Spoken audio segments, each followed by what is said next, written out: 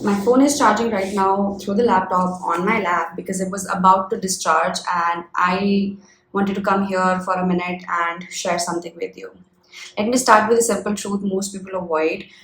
You're not unmotivated, you're not confused, you're not lazy, you're just misaligned with your ideal self. I hope you understand what an ideal self is. It's the version of you that is built for the life and the business you say you want.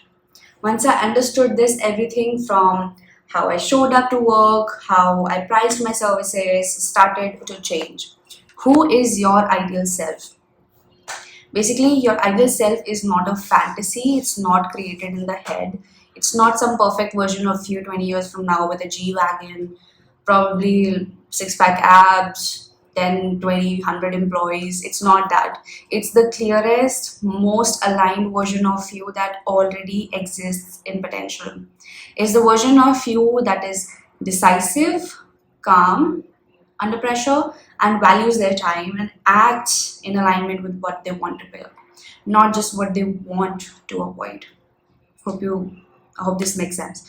Most entrepreneurs are trying to scale businesses from their default self, the version of them built from past experiences, fears, survival instincts. But your business only grows to the level of the identity you operate from. Here's the trap. You try to get new results with your old identity or the default identity. You download a lead gen tool, enroll in a course, you hire a coach, but you haven't shifted who is doing the work. You're still second guessing yourself, still undercharging because you're scared to lose a client and you're scared to lose that lead. Still holding back content, posting content because what if it flops, right? That version of you cannot lead a six figure, seven, eight figure business, whatever you want. Not because you're not talented, but because your decisions don't reflect someone who already lives in that reality. Entrepreneurship is spiritual work in disguise. It really is. Anything that you do in life is a spiritual work in disguise. You get exposed to all the insecurities pretty fast. You can't hide behind job titles or office politics. It's literally just you, your beliefs, and your actions. And here's the kicker.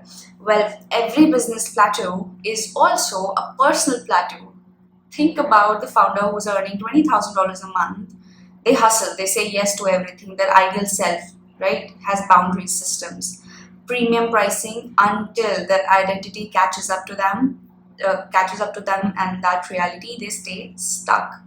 They can't go ahead because they don't know what else to do. They're stuck with their old identity. Your ideal self doesn't hustle more, they make better decisions, they protect their time, they say no faster, and they act in alignment even before the results show up. For me, the shift really came when I realized that um, I had all the tools, all the ideas, even the results were here and there, but I kept reverting back to the safe version of me, the version who needed validation, who made excuses, avoided hard conversations, gave up very easily, because once I started asking myself, what would my ideal self do here? It really rewired everything from the way I onboard clients to the way I price or structure my day or based on the content I create. I wanted to try a simple exercise now or maybe after the video ends. It's called the letter from your ideal self.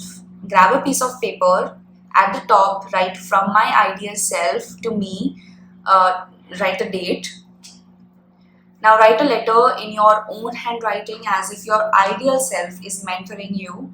Let them speak, tell you how they handle your current problem. Ask what do they do in the morning, how do they handle failure, what do they believe about money, time, content, people, traveling, team, whatever it is that you're trying to achieve related to that. Now be honest, it doesn't have to sound motivational at all. It has to sound real, something achievable. You'll notice something a bit crazy, which is you already know what needs to change. It's already here. You just haven't accepted that you're capable of being that person. You haven't accepted your ideal self's identity. And until you do that, you are not going to get those goals. You don't become your ideal self all at once. You integrate tiny choices every day that bring you closer to that person. So speak a bit more directly in your content. Say no to one, misaligned client.